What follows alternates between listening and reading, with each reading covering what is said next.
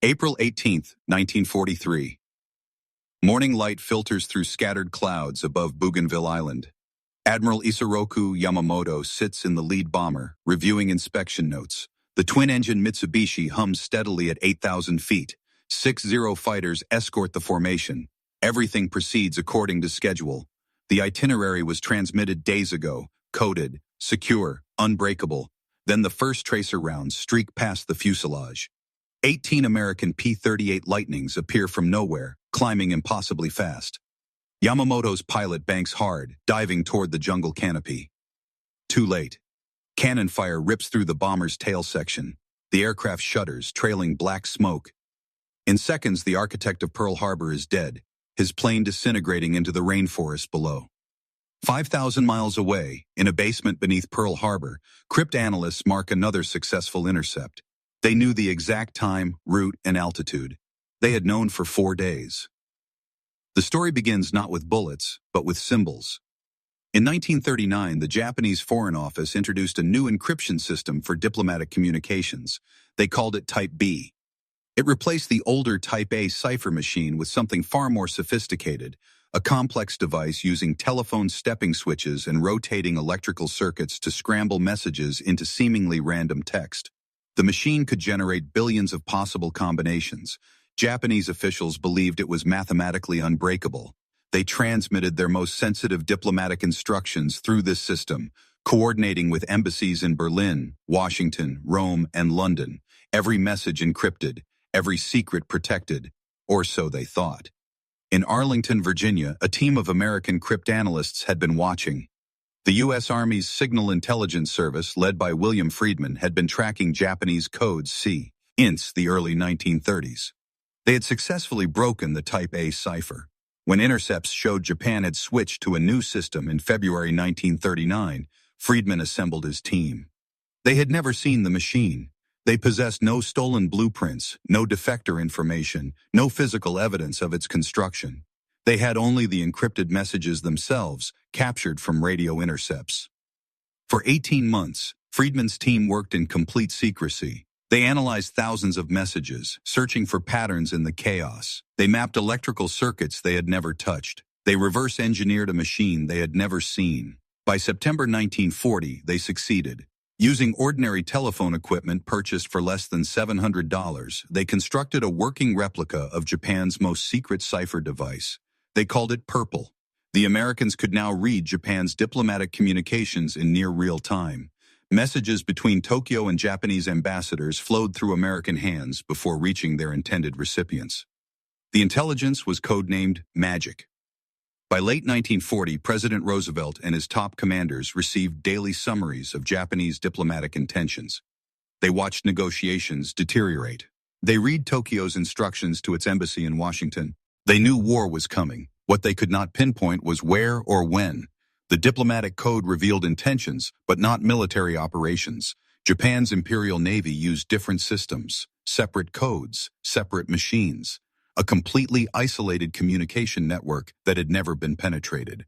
When Japanese aircraft struck Pearl Harbor on December 7, 1941, American intelligence possessed advance warning of war, but not of the attack itself. The diplomatic cables spoke of breaking off negotiations. The naval codes remained silent, impenetrable. In the smoking aftermath, as battleships burned and casualties mounted, American codebreakers faced a bitter reality. Breaking Purple had not been enough. To fight this war, they needed to crack Japan's naval codes. They needed to read the operational orders, the battle plans, the fleet movements. They needed to see inside the mind of the Imperial Japanese Navy. That work began in the ashes of defeat. The Japanese Navy operated multiple code systems, but one dominated all major operations. Designated JN-25 by American cryptanalysts, this code system protected Japan's most critical military communications. Unlike Purple's machine encryption, JN-25 used a manual two-step process. First, words and phrases were converted into 5-digit number groups using a codebook containing approximately 33,000 entries. Then those numbers were enciphered again by adding random 5-digit additives from a separate book. The result was a double encrypted message requiring both books and mathematical subtraction to decode.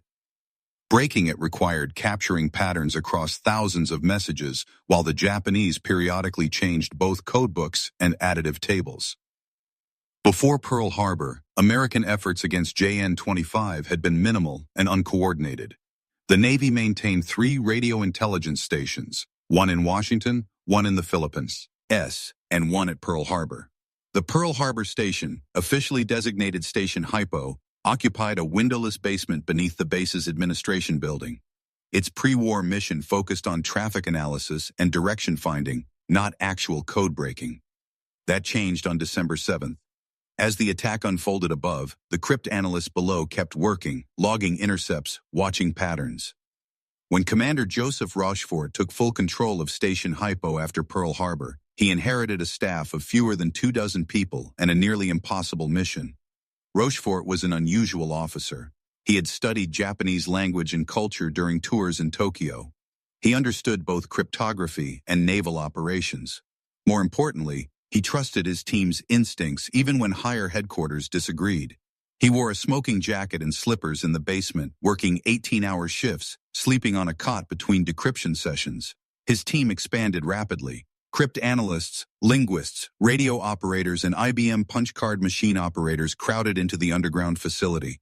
The room stayed cold, the machine stayed hot, and the work never stopped. They attacked JN-25 systematically. Traffic analysts tracked which Japanese stations transmitted to which recipients, building organizational charts without reading a single message.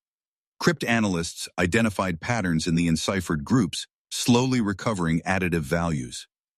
Linguists worked on partially decoded fragments, using context to guess missing words. By early 1942, Station Hypo could read perhaps 10 to 15% of intercepted messages. Fragments, partial sentences, disconnected intelligence. But it was enough to glimpse Japanese intentions. In May 1942, intercepted traffic showed Japan planning a major operation. Dozens of ships assembling, carriers redeploying. The target location appeared repeatedly in messages as MO. Station Hypo identified it as Port Moresby in New Guinea. American carriers intercepted the Japanese task force, resulting in the Battle of the Coral Sea. For the first time, U.S. forces met a Japanese offensive before it struck, inflicting enough damage to turn the invasion back. The battle ended in tactical draw, but strategic American victory. More importantly, it validated the intelligence. Admiral Chester Nimitz, commander of the Pacific Fleet, began trusting Rochefort's assessments completely. The Codebreakers had proven they could predict Japanese moves. Now they would have to prove they could change the course of the war. Station Hypo existed beneath the earth, beneath the awareness of most military personnel, beneath the radar of history itself. The basement had no windows, no natural light, no connection to the outside world beyond the radio antennas above. Fluorescent tubes hummed constantly. The air conditioning struggled against the heat generated by IBM machines processing thousands of punch cards. Joseph Rochefort worked in a red smoking jacket and carpet slippers, claiming the cold helped him think. His team called him the Professor. He chain-smoked cigarettes while studying decrypt sheets, sometimes standing motionless for an hour staring at columns of numbers. His subordinates learned not to interrupt these moments. Lieutenant Commander Thomas Dyer handled the mathematical attacks on the cipher groups, building recovery tables that slowly revealed additive values. Ensign John Williams, a former high school teacher, specialized in linguistic analysis, using fragmentary Japanese text to guess complete phrases. Chief Radio Man Dwayne Whitlock managed the intercept stations, coordinating which frequencies to monitor when. They worked in shifts that blurred into continuous operations. Sleep-happy, leaned in chairs or on cots in adjacent rooms. Meals arrived in the basement. Personal lives evaporated. Some men went weeks without seeing sunlight. Their families lived miles away, but might as well have been on another planet. The work demanded total immersion. One partially recovered code group might unlock a dozen others. One correctly guessed word might reveal an entire message. Success bred success, but only through relentless pressure against the cipher. The psychological strain showed in different ways. Some men became obsessed with particular message sequences, convinced they held the key to something critical. Others burned out, unable to maintain the mental intensity required. Rochefort screened his personnel carefully, looking for certain traits. Patience, pattern recognition, ability to hold multiple possibilities simultaneously, an instinct for when to trust incomplete information.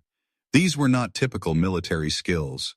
Many of his best people were reservists, civilians in uniform, mathematicians and linguists pulled from universities. They did not always follow military protocol. They argued about interpretations. They challenged each other's conclusions. Rochefort encouraged it. He wanted the best answer, not the most military answer. JN-25 presented a mathematical fortress. The Japanese had designed it, assuming that even if an enemy captured both codebooks, they would need the exact message key, the starting position in the additive book, to decrypt anything. Without that key, each message required separate cryptanalysis. The additives changed periodically, sometimes every few months, resetting the entire problem. American codebreakers approached it through vulnerability. No cipher system is perfect. Humans operate it, introducing patterns. Certain phrases appear frequently. Weather reports follow predictable formats. Ship names appear in consistent contexts. Station Hypo built card files containing thousands of recovered code groups, each cross-referenced with possible meanings. When a 5-digit group appeared repeatedly in similar message contexts, linguists proposed meanings. Cryptanalysts tested those proposals against other messages, looking for confirmation. Correct guesses propagated through the system. One recovered code group helped break the additive sequences around it, which recovered more code groups, which revealed more additives. The process was circular but progressive. IBM punch card machines accelerated the work. Operators punched encrypted message groups onto cards, then sorted them by frequency, by position in messages, by adjacent groups. The machines could process in minutes what would take humans days. But the machines could not think. They could not intuit meaning from context. They could only organize data for human analysts to interpret. The breakthrough required both mechanical processing and human insight working together. By late May 1942, Station Hypo could break roughly 15 to 20% of current Japanese naval traffic. That was enough to understand operational intentions, if not always tactical details. They could identify which fleet units were moving, even if specific ship names remained encrypted. They could determine target areas by context, even if the location codes stayed unclear. Intelligence built from fragments, probabilities stacked into predictions. In late May 1942, intercepted traffic showed Japan preparing another major operation. Multiple references appeared to a target designated AF. Traffic volume suggested something larger than Coral Sea. Carrier deployments, battleships moving, landing forces assembling. Rochefort believed AF meant Midway Island, a tiny atoll 1,300 miles northwest of Hawaii. Other intelligence officers disagreed. Some thought the target was the Aleutian Islands in Alaska. Others suggested Oahu itself. Admiral Nimitz needed certainty. Positioning his carriers based on wrong intelligence could hand Japan another devastating victory. Rochefort proposed a test. Midway would send a message in plain language, unencrypted, reporting a problem with its water distillation plant. If the Japanese intercepts mentioned AF having water problems, the identification would be confirmed. On May 19th, Midway transmitted by submarine cable to Pearl Harbor, which then broadcast via radio. Midway reports water shortage, distillation plant suffers mechanical breakdown. The message went out uncoded, easily intercepted by Japanese listening stations. Station Hypo waited. Within 2 days, they intercepted a Japanese message stating, AF is short of water. The trap worked perfectly. Midway was confirmed. Nimitz now knew where Japan would strike. More intercepted traffic revealed when, early June, most likely June 4th or 5. Station Hypo worked around the clock, processing every scrap of intelligence. They identified which carriers were involved. They mapped the Japanese approach routes. They estimated timing so precisely that Lieutenant Commander Edwin Layton, the fleet intelligence officer, told Nimitz the Japanese carriers would be sighted northwest of Midway at 325 degrees, at approximately 175 miles, on the morning of June 4th. When Admiral Nimitz asked for more specificity, Layton refused to narrow it further. The intelligence had limits, but within those limits, American commanders possessed something unprecedented, near-complete foreknowledge of enemy plans. The question now was whether they could exploit it. Japanese naval officers operated with absolute confidence in their communication security. Their codes had never been compromised. No evidence suggested foreign penetration. The layered encryption of JN-25, combined with periodic changes to codebooks and additives, seemed mathematically sufficient. Admiral Yamamoto Isoroku, commander of the combined fleet, planned operations assuming secure communications. His strategy for Midway relied on surprise. Japanese carriers would strike the atoll, drawing out the remaining American carriers for destruction. The plan required coordination across multiple task forces separated by hundreds of miles. Radio silence would be maintained until the attack commenced, but planning messages had been transmitted for weeks, encrypted naturally. Yamamoto considered the risk acceptable. The American fleet had been crippled at Pearl Harbor. Their remaining carriers could not be everywhere at once. If Japanese forces struck fast enough, American intelligence would not matter. Speed would compensate for any information deficit. Vice Admiral Nagumo Chuichi, commanding the carrier strike force, received his orders by encrypted transmission. His 4 carriers, Akagi, Kaga, Soryu, and Hiryu, represented Japan's finest naval aviation. They had struck Pearl Harbor, Darwin, Ceylon. They had swept Allied forces from Southeast Asian waters. Their pilots were veterans. Their mechanics kept aircraft operational rates above 90%. Confidence permeated every level of the fleet. When Nagumo's forces approached Midway on the morning of June 4th, they expected to achieve complete surprise. Radio intercepts showed no unusual American activity. Reconnaissance flights detected no enemy carriers. Everything suggested the attack would proceed as planned. Then the torpedo bombers appeared, wave after wave of American aircraft attacking from impossible positions. The Americans knew. Somehow, they knew. But how could they know? The fleet had maintained radio silence during approach. No reconnaissance could have spotted them at this distance. Yet American carriers waited in ambush, positioned perfectly to intercept. In the confusion of battle, Japanese commanders had no time to consider communication security. They fought desperately to save their carriers, to reorganize their aircraft, to counterattack. By day's end, all 4 carriers were sinking or sunk. Over 3,000 men died. Japan's offensive capability in the Pacific had been shattered in a single day. Only later, in quiet moments reviewing the battle, did questions emerge. How had the Americans known where to position their carriers? How had they anticipated the attack date so precisely? Staff officers examined the operation. Perhaps a reconnaissance aircraft had spotted the fleet. Perhaps spies in Japan had reported the departure. Perhaps simple luck had positioned American carriers exactly where needed. The alternative, that Japanese codes were compromised, seemed impossible. Such a breach would require cryptographic expertise Japan did not believe America possessed. The codes remained unchanged. Operations continued. An American intelligence key at reading every message. Code-breaking transformed warfare in ways visible only in retrospect. Traditional intelligence relied on observation, infiltration, captured documents. It provided snapshots, fragments, delayed information. Signals intelligence offered something different, real-time access to enemy planning. When Nimitz read decrypted Japanese messages, he essentially attended enemy staff meetings. He learned objectives before operations launched. He saw force dispositions before ships sailed. He understood Japanese command thinking in their own words. This changed how he could fight the war. Instead of reacting to Japanese moves, he could preposition forces. Instead of defending everywhere, he could concentrate strength at decisive points. Instead of gambling on enemy intentions, he could plan against known facts. The advantage compounded over time. Each battle fought with intelligence advantage preserved American forces while attriting Japanese strength. Midway cost Japan 4 fleet carriers and hundreds of irreplaceable veteran pilots. America lost 1 carrier. The exchange rate reflected intelligence asymmetry. Japanese commanders made reasonable decisions based on incomplete information. American commanders made better decisions based on enemy plans.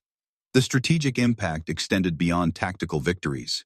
Japan's naval leadership began second-guessing operations. Officers debated whether to concentrate forces or disperse them. They questioned whether surprise was still achievable. Confidence eroded not from defeat alone, but from repeated instances of American forces appearing where they should not be. By 1943, Japanese operational planning included contingencies for compromised surprise. They assumed Americans might anticipate moves without understanding how. This defensive mentality constrained initiative. Commanders hesitated to commit forces to bold operations, fearing ambush. The psychological impact of systematic intelligence advantage proved as important as the tactical wins it enabled. Wars are won not just by destroying enemy forces, but by breaking enemy will to continue fighting. American codebreaking achieved both. Every intelligence success created an operational paradox. Using information revealed its existence. After Midway, American commanders faced a terrible choice. If they exploited signals intelligence too obviously, Japan would realize their codes were broken and change systems. Future intelligence would evaporate.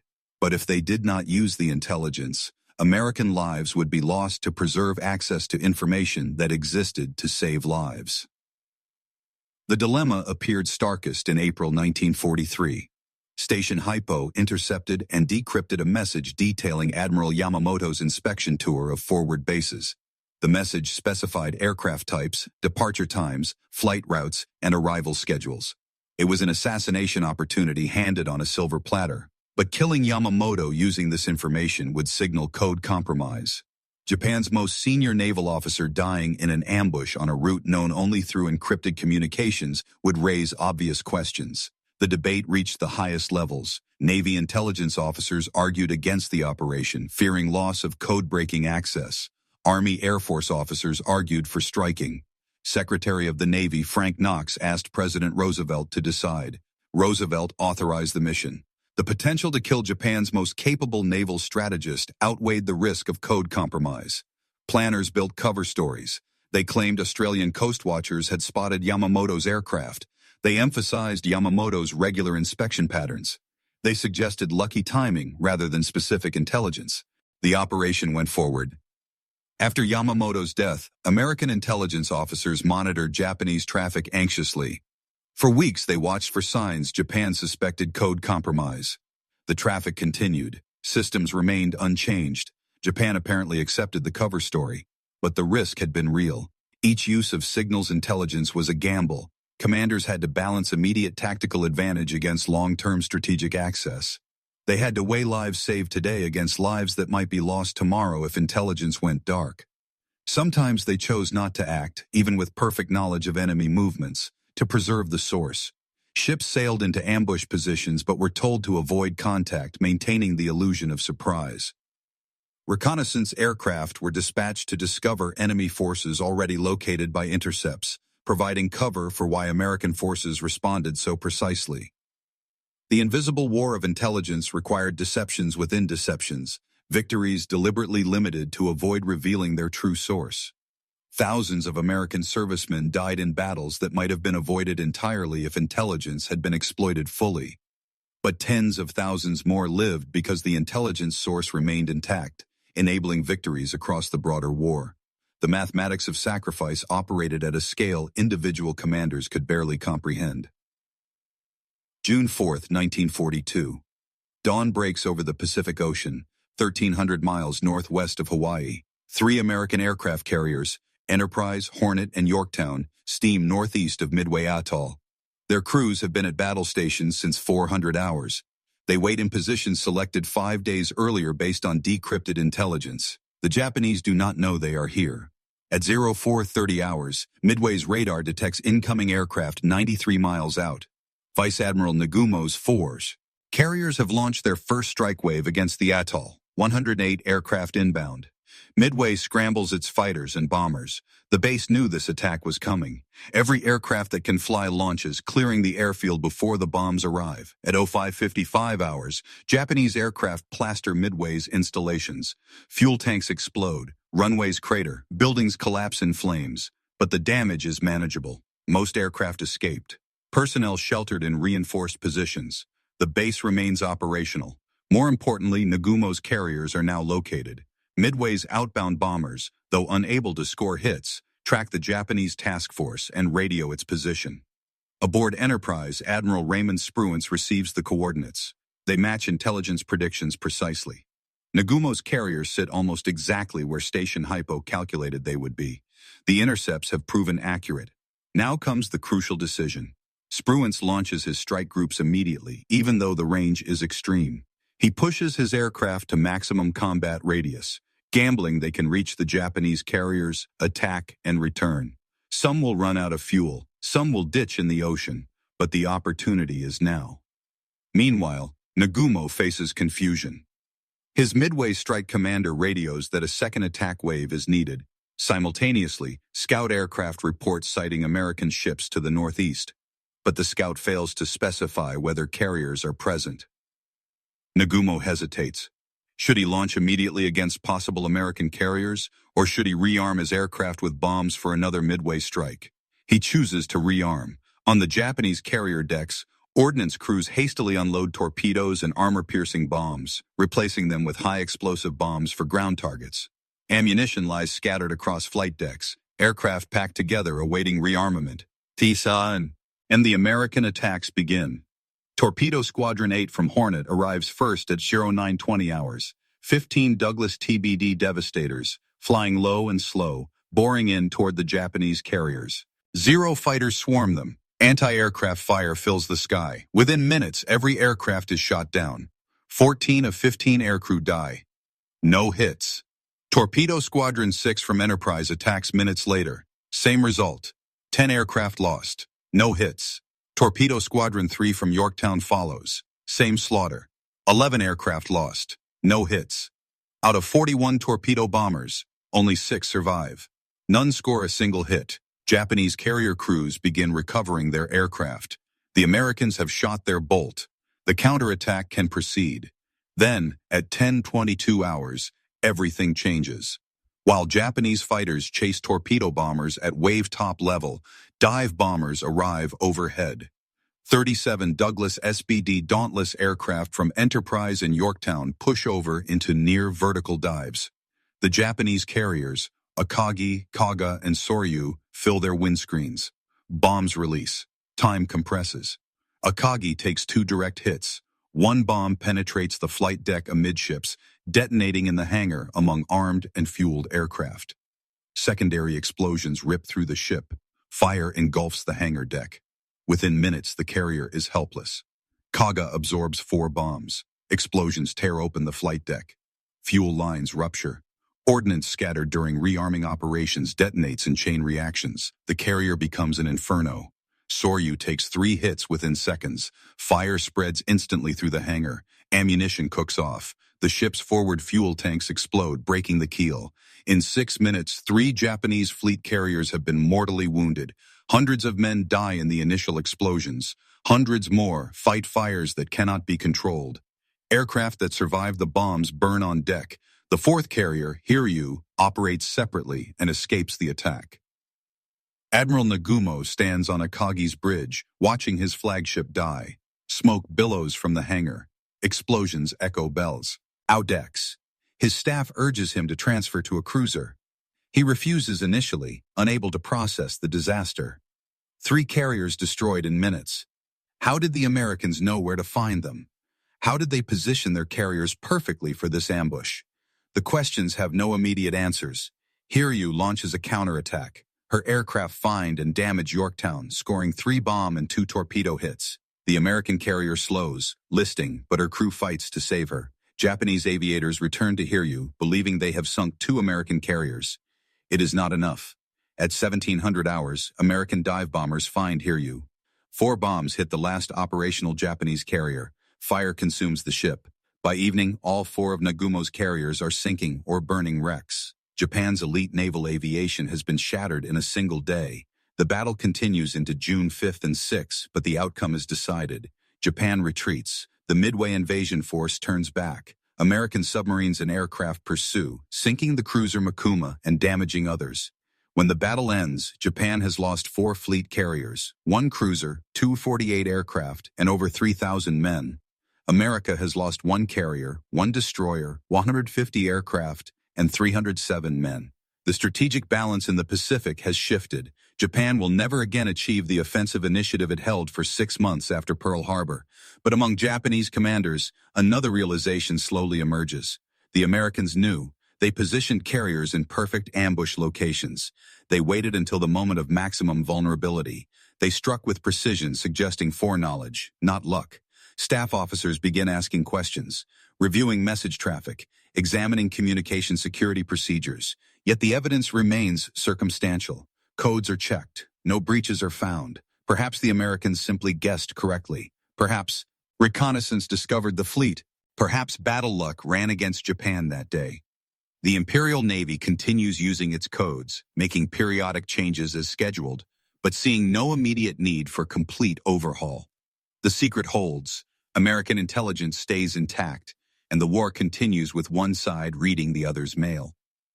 10 months later, another test comes. April 14, 1943, Station Hypo intercepts a message from Combined Fleet Headquarters. It details Admiral Yamamoto's inspection tour of forward airfields near Bougainville. The message specifies that Yamamoto will depart Rabaul at 0600 hours on April 18th in a Mitsubishi G4M bomber, escorted by 6 Zeros. The flight will arrive at Balal Airfield at 0800 hours, then proceed to Shortland Island. Exact times, exact routes, exact aircraft. Another perfect opportunity. The message goes to Admiral Nimitz. He forwards it to Washington with a recommendation for interception. The debate repeats. Use the intelligence and risk compromise, or preserve the source and let the opportunity pass. President Roosevelt makes the same choice. The operation is authorized. Planners select P-38 Lightning fighters from Guadalcanal for the mission. The Lightnings have the range to reach Bougainville, intercept and return. 18 aircraft will launch at 0725 hours on April 18th, timing their arrival to intercept Yamamoto exactly at 0800 hours over Bougainville's southern coast. The pilots receive only limited information. They are told an important target will be at specific coordinates at specific time. They are not told how this information was obtained. On April 18th, Yamamoto boards his bomber at Rabaul precisely on schedule. He reviews his notes for the inspection. His staff settles in for the 2-hour flight. Everything proceeds according to the encrypted itinerary transmitted 4 days earlier. At 0800 hours, the bombers cross Bougainville's coastline at 80,000 feet. The P-38s appear from below and behind, climbing fast. Yamamoto's pilot reacts instantly, diving for the jungle canopy. The Zeros scramble to intercept. Too late. Captain Thomas Lanphier and Lieutenant Rex Barber close on the bombers. Lanphier engages the Zeros. Barber lines up on Yamamoto's aircraft. His 50 caliber guns and 20mm cannon fire continuously. Rounds walk up the bomber's fuselage, through the tail, into the wing root. The right engine erupts in flames. The bomber pitches down, out of control, and crashes into the jungle. There are no survivors. Yamamoto dies instantly, either from the cannon fire or the impact. His body is recovered the next day, still strapped in his seat, hands gripping his sword. The architect of Pearl Harbor is dead, killed by intelligence that revealed his exact location at the exact time.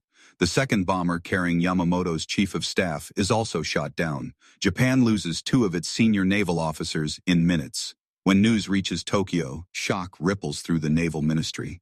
Yamamoto's death is a devastating blow to morale. But the circumstances raise immediate questions. How did American fighters know exactly where to intercept? How did they arrive at precisely the right time over remote jungle? The flight route was classified. Only a handful of officers knew the itinerary. Yet American fighters were waiting at the exact intercept point. Suspicion grows. Some officers suggest codes might be compromised. Others argue against it. If codes were broken, wouldn't Americans have exploited intelligence more systematically? Wouldn't they intercept more operations? The debate continues, but Japan makes some code changes. New additive tables issue. Some communication procedures tighten, but the basic systems remain. Station Hypo watches anxiously. Traffic volume drops slightly. Some messages become harder to decrypt, but the flow of intelligence continues. The secret holds, protected by the very impossibility of what America has achieved. The Battle of Midway's results echo across the Pacific with mathematical finality. Japan entered the battle with 10 fleet carriers. It left with 6. America entered with 4 carriers. It retained 3. The exchange rate favored America 3-1, but numbers alone do not capture the strategic revolution. Before Midway, Japan held offensive initiative. Its carriers could strike anywhere across the Pacific, and American forces could only react. After Midway, that equation reversed. Japan's surviving carriers adopted defensive postures, protecting threatened areas rather than projecting power. The loss of veteran pilots proved even more devastating than ships. Carriers could be rebuilt in 2 years. Pilots required 3 years to reach combat proficiency. Japan lost over 100 experienced carrier aviators at Midway, men who had trained since the mid-1930s. Their replacements would never achieve the same skill levels before war's end. American pilot training programs, meanwhile, expanded exponentially. By late 1943, U.S. carriers would operate with pilot quality matching or exceeding Japan's early war standards, while Japanese pilot quality declined. Admiral Yamamoto recognized the disaster immediately. In a message to Naval General Staff, he accepted full responsibility for the defeat. He requested permission to continue offensive operations, but received orders to consolidate and defend. Japan's strategic options had narrowed. American forces began planning offensive operations within weeks. Guadalcanal invasion launched 2 months after Midway. For the first time, America attacked rather than defended. The initiative had shifted, enabled by intelligence that positioned American forces to ambush Japan's finest carrier fleet. Within Japanese command circles, disturbing questions persisted. How had American carriers been positioned so perfectly? Midway was not a logical location for American forces to concentrate. It was too far forward, too exposed. Yet 3 carriers waited there, precisely where they needed to be. Staff analyses examined communication security, message volumes, transmission patterns, encryption procedures. They found no definitive evidence of compromise, but unease remained. In July 1942, Japan changed some code systems. JN-25 received new additives and modified codebooks. Station Hypo experienced several weeks of reduced intelligence flow while cryptanalysts adapted to the changes. But the changes were not fundamental. The basic system remained intact. By September 1942, American codebreakers had penetrated the new version sufficiently to resume operational intelligence production. Admiral Nimitz continued planning operations with detailed knowledge of Japanese dispositions. In October, intercepted messages revealed Japanese plans to reinforce Guadalcanal. American forces positioned to intercept the supply convoys. The resulting naval battles off Guadalcanal became a grinding attrition campaign where American forces consistently appeared where Japanese convoys approached. Japan lost destroyers and transports at rates that strangled their garrison. By February 1943, Japan evacuated Guadalcanal. The campaign cost them 25,000 men, hundreds of aircraft, and dozens of ships. American intelligence had enabled the defensive concentrations that made the campaign untenable for Japan. The attrition pattern repeated across the Solomon Islands. Each Japanese reinforcement operation met unexpectedly strong American resistance. Convoys were intercepted, supply runs were ambushed. Japanese commanders began to sense something wrong, but they could not identify the source. Some attributed it to American submarine activity. Others blamed reconnaissance aircraft. The truth, that Americans raid their operational orders before execution, seemed too extraordinary to believe. Yamamoto's death forced Japan to confront the intelligence question directly. The circumstances of the interception could not be explained by reconnaissance or luck. American fighters appeared at the precise time and location of his flight, following a route known only through encoded messages. Naval security staff conducted intensive investigations. They examined who had access to Yamamoto's itinerary. They reviewed transmission logs. They interviewed communication personnel. They found no evidence of spies or document theft. That left codes. In May 1943, Japan implemented major changes to naval communication systems. JN-25 was replaced entirely with a new code system. Additive tables were redesigned. Transmission procedures changed. For several months, American codebreakers struggled with reduced intelligence flow. Station Hypo's output dropped to less than 5% of traffic. Major operations proceeded without the detailed foreknowledge Americans had enjoyed since mid-1942. But by late 1943, the new systems began yielding to cryptanalysis. The same mathematical vulnerabilities existed, the same patterns emerged. Japanese operators still made mistakes. Stereotype messages still appeared. Within 6 months, American intelligence was recovering operational intelligence from the new codes, though not at the comprehensive level achieved in 1942. The intelligence proved sufficient. By 1944, American code-breaking contributed to the systematic destruction of Japanese naval power.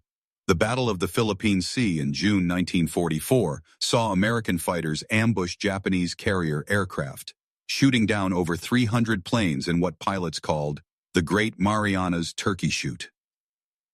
Intelligence placed American carriers in perfect defensive positions. The Battle of Leyte Gulf in October 1944 benefited from detailed knowledge of Japanese force dispositions, allowing American commanders to position overwhelming strength at decisive points. Japan's surface fleet was effectively destroyed.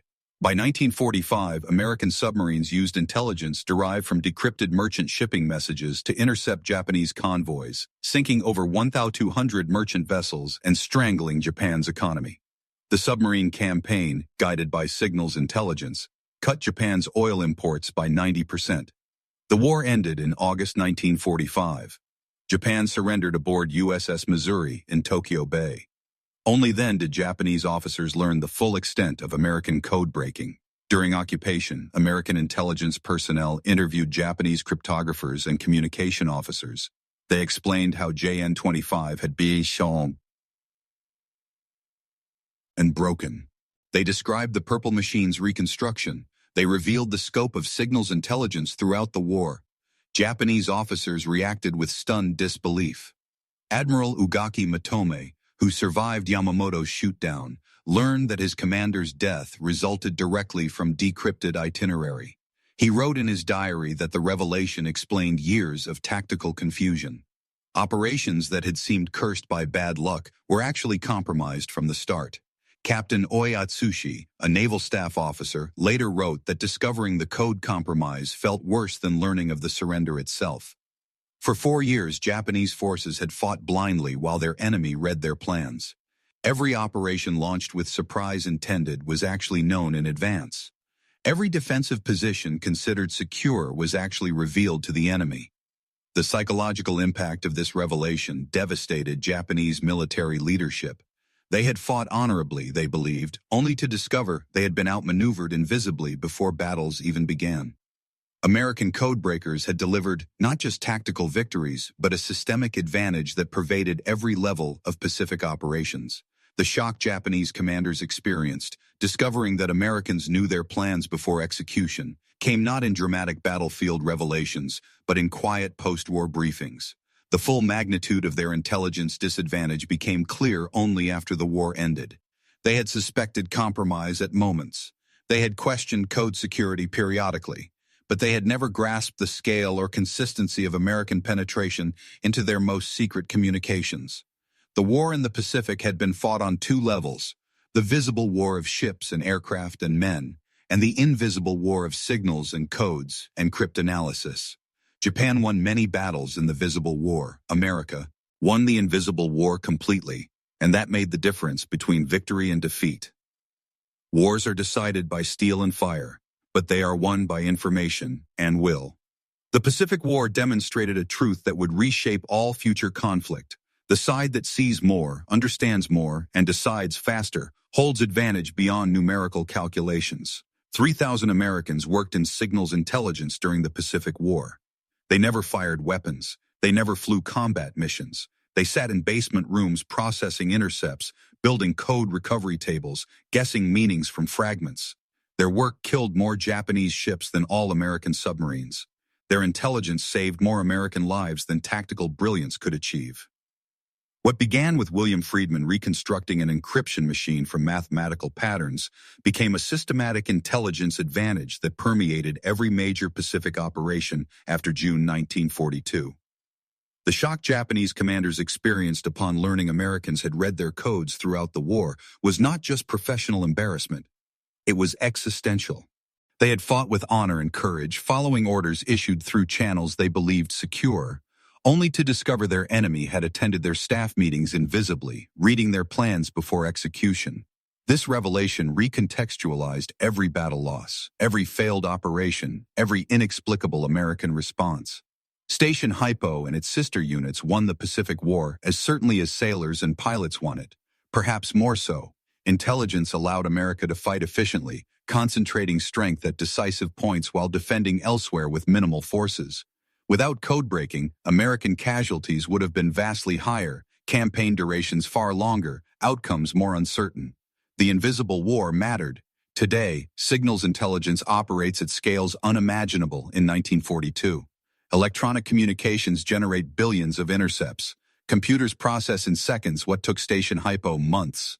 The mathematics of cryptography have evolved beyond manual code systems into computational complexity. But the fundamental principle remains. Information is advantage, and the side that can read enemy communications holds initiative. The basement rooms beneath Pearl Harbor, where men in smoking jackets chain-smoked while studying columns of numbers, were the prototype for modern intelligence warfare. Yamamoto's shootdown, Midway's ambush, the systematic destruction of Japanese merchant shipping, all flowed from the patient, invisible work of cryptanalysts who broke codes the enemy believed unbreakable. When Japanese military leaders finally learned that Americans knew their attacks before launching them, the shock came not from learning they had lost, they had already surrendered. The shock came from understanding they had never really fought on equal terms. They had been predictable when they thought themselves secure, visible when they thought themselves hidden, known when they believed themselves secret. In warfare's mathematics, information asymmetry compounds into overwhelming advantage. Station Hypo proved that theorem with mathematical finality in the Pacific War, and the lesson resonates through every conflict since.